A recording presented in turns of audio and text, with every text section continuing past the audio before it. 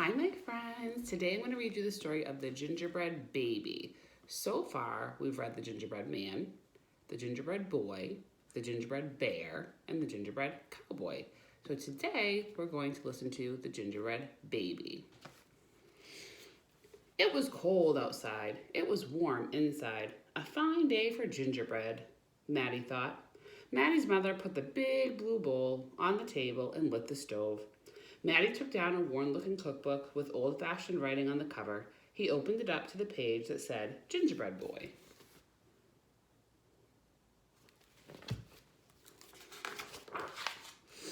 They measured and mixed. Maddie rolled the dough into the shape of a gingerbread boy, and they popped him in the oven. Bake a full 8 minutes. No more, no less. Do not peek, the recipe read.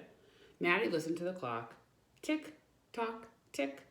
1 minute, 2 minutes, 3, 4, 5. Maddie couldn't wait any longer. He opened the door to take a peek. Instead of a gingerbread boy, out jumped a gingerbread baby. He pranced around the big blue bowl. I am the gingerbread baby, fresh from the pan. If you want me, catch me if you can. Let's see what happens. Maddie's mother reached for the gingerbread baby to put him back into the oven, but he ran all around the kitchen. The door opened and in came Maddie's father. What's that delicious smell? He asked, as the gingerbread baby tumbled through his legs and outside into the yard. Uh-oh. He ran by the tabby cat. She twitched her tail and sprang at him. They rumbled and tumbled, but the gingerbread baby came out on top. He ran toward the garden wall. The dog caught a whiff of tasty ginger and sniffed along behind him, but the gingerbread baby was halfway up when the dog caught up. He barked and barked as the gingerbread baby climbed over the wall. Maddie was still inside. He heard his mother and father yelling. He heard a cat meowing and a dog barking, and he heard the gingerbread baby shouting, "Catch me if you can!" Maddie opened up the worn-looking cookbook for the second time. Meanwhile, the gingerbread baby wheeled on down the path and into the barn. The goats looked up as he somersaulted across their backs. The last one tried to catch him, but the gingerbread baby was too fast.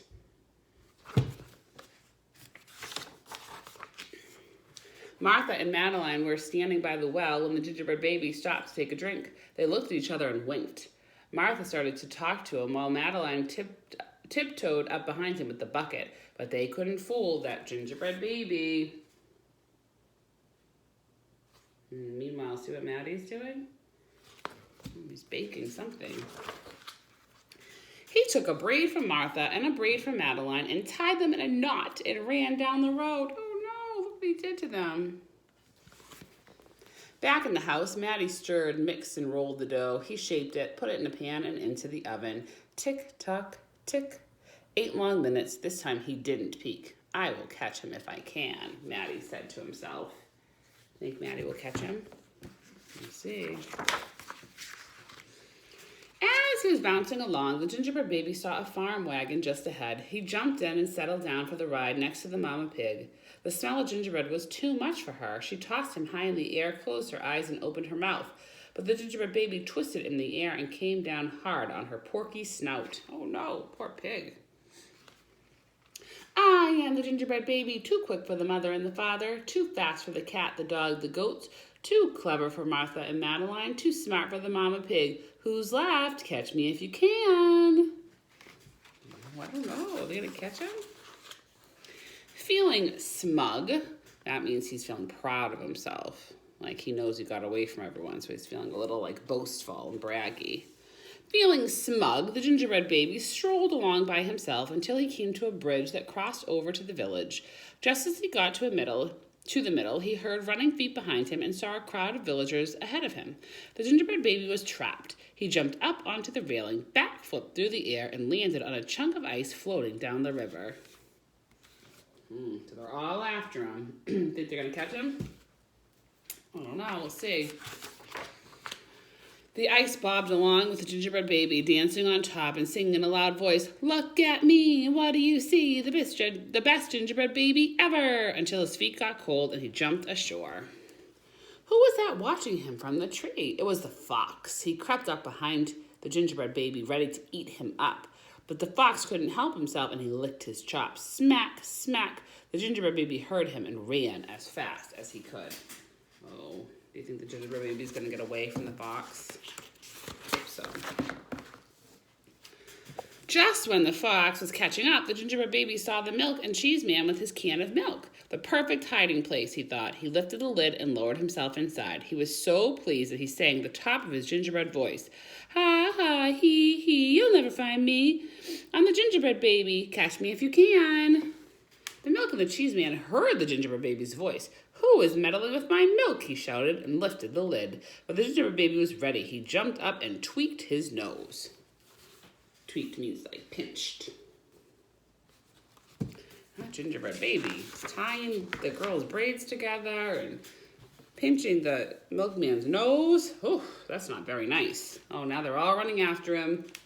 Now the milk and the cheese man, the fox, the villagers, the mama pig, Martha and Madeline, the bleating goats, the barking dog, the meowing cat, the father and the mother were all after the gingerbread baby and getting closer, and he knew it.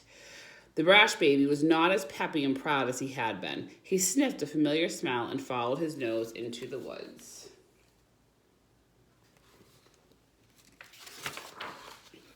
He couldn't believe what he saw. There in the middle of a clearing was a gingerbread house, frosted with sugar, covered with candy, and doors with peppermint handles wide open. The gingerbread baby clapped his hands with glee and ran inside. Oh, who do you think he made that? The gingerbread house. Maddie, right? He was baking. That was his idea to try to get the gingerbread baby. Let's see what happens. And a tick-tock-tick, everyone arrived in the clearing, but all they found were a few bits of frosting, a peppermint candy, and some crumbs. The father exclaimed, the gingerbread baby has finally met his match. I wonder who it was, the gingerbread mother said. Let's go home and tell Maddie. What do you think happened? Think the fox got him? Let's see. Hello, Maddie, his father said when they got home. We never did catch that gingerbread baby. All we found were some crumbs in the snow. I see you've been busy, his mother said, looking at the gingerbread house Maddie was holding. Too bad we never caught that gingerbread baby. Too bad, said Maddie. Oh, did they get him? Maddie did, right? It's inside the gingerbread house. Only Maddie could hear the tiny voice from inside the gingerbread house. Let's see, there's the gingerbread house. Oh, look. That's cool, it opens. I'm the little gingerbread baby, lucky as can be, to be living in the house that Maddie made for me. Oh, the end. Did you like that story? It ended differently than the other stories, didn't it? We'll talk all about that next time I see you. Bye, friends.